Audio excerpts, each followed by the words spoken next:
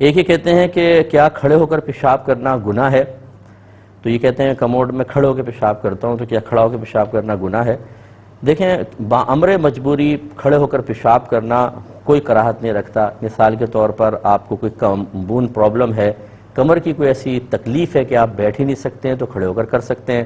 دوسرا یہ کہ کوئی جگہ ایسی نہیں ہے، فرض کریں پیشاب بہت زور سے آ رہا ہے اور کوئی جگہ ایسی نہیں ہے جہاں بیٹھ کر آپ پیشاب کر سکیں، تو کہیں سائڈ پہ کھڑے ہو کر کسی نے کر لیا، اس کی گنجائش نکل سکتی ہے۔ لیکن ان دونوں صورتوں میں بھی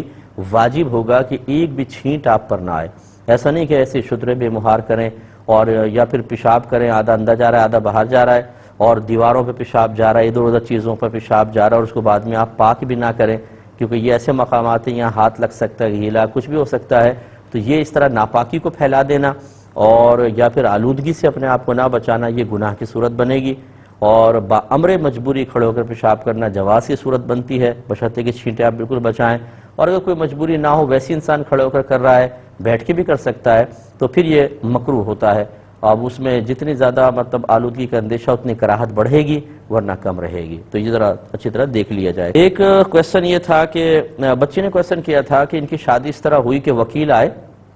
اور انہوں نے لڑکے کا نام اس طرح، یہ کہتی ہے مجھے پتہ ہی نہیں کہ لڑکے کا نام کیا ہے کیا نہیں، انہوں نے بس یہ کہا کہ بھئی آپ اجازت دیتی ہیں، میں نے 2 دفعہ ہاں کر دی، وہ چلے گئے، اور مجھے یہ پتہ نہیں تھا کہ یہ نکاح کے لیے اجازت مانگی جا رہی ہے۔ میں سمجھی کوئی فارمیلٹی پوری کر رہے ہیں، اور لڑکے کا نام وغیرہ بھی میرے ذہن میں نہیں آیا، مجھے نہیں انہوں نے بولا، تو کیا یہ نکاح ہو گیا کہ نہیں ہو گیا؟ دیکھیں، مسئلہ یہ ہے کہ خیر میں آپ کی بات کا یقین کر لیتا ہوں، جب ایک شادی کی محفل قائم ہو، آپ تشریف فرما ہیں اور مرضی سے بیٹھی ہوئی ہیں، پھر ایک وکیل بھی آتا ہے، وہ تو پہلے بچی کو بتا دیا جاتا ہے کہ بیٹا یہ وکیل آ رہے ہیں، شور مچ جاتا ہے جی وکیل آ گئے، گواہ آ گئے، عورتیں اندر ہو جاؤ، سائیڈ میں ہو جاؤ۔ لیکن پھر بھی چلے میں آپ کی بات کو مان لیتا ہوں کہ آپ اکیلی بیٹھی ہوئی تھیں، کوئی ماں بھی قریب نہیں تھی، کوئی بھی نہیں تھا، وکیل آیا ایک دم اچانک آ گیا، آپ کو پتہ ہی نہیں تھا کہ نکاح کے اندر کیسے کیا پروسیس ہوتا ہے، اور لیکن اتنا تو کم از کم آپ کو ہوگا کہ یہ کچھ مجھ سے پوچھ کر گیا ہے اور نکاح سے متعلق ہے، یہ تو ہوگا۔ ایسے تو نہیں آپ کچن میں کام کر رہی تھیں اور آ کے اس نے پوچھا، آپ نے کہا شاید بھنڈی کے بھاؤ بتا کے چلا گیا۔ تو اس لیے خلاصہ کلام یہ ہے کہ وہ چونکہ ایک نکاح کی محفل تھی، وکیل آیا ہے، آپ سے اجازت لی اور آپ راضی ہیں،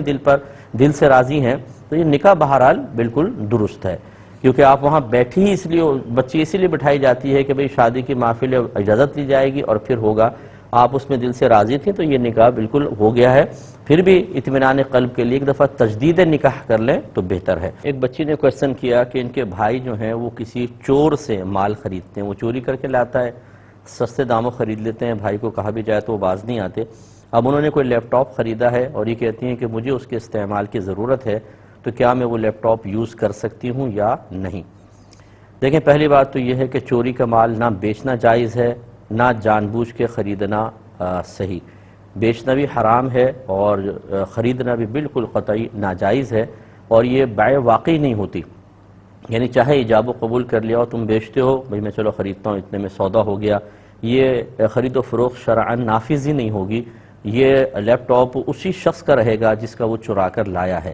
اور جب وہ چرا کر لایا ہے، یقینی سی بات ہے اس بھائی کی امانت ہے، تو اس کو آپ استعمال نہیں کر سکتی ہیں کہ کسی بھی مسلمان بھائی کا مال جو اس کی اجازت جس کے ساتھ شامل نہ ہو، اس کو استعمال کرنا گناہ ہوتا ہے، تو آپ ہرگز اس کو ہاتھ نہ لگائیں۔ اگر آپ ہاتھ لگائیں گی، یوز کریں گی، فرض کر لیں اس میں ایک اور عقلاً قباحت یہ ہے کہ آپ کا بھائی کہے گا دیکھو پہلے تو منع کرتی تھی چوری کی، خود بھی تو استعمال کیا نا، تو اس کے نگاہوں میں اور چوری کے مال کی اہمیت بڑھ جائے گی، یا کم از کم اس کی قباحت اس کے دل سے نکل جائے گی۔ ہمیں تو اس قسم کے معاملات میں اظہار نفرت کرنا چاہیے، اظہار کراہت کرنا چاہیے کہ وہ اگر چیز ایسی کوئی لائے بھی تو اس کو بالکل دور کر دیں، خبردار اس کو یہ جہنم کی آگ ہے، ہم سے دور کر دو بھائی، یہاں پہ نہ لے کر آؤ،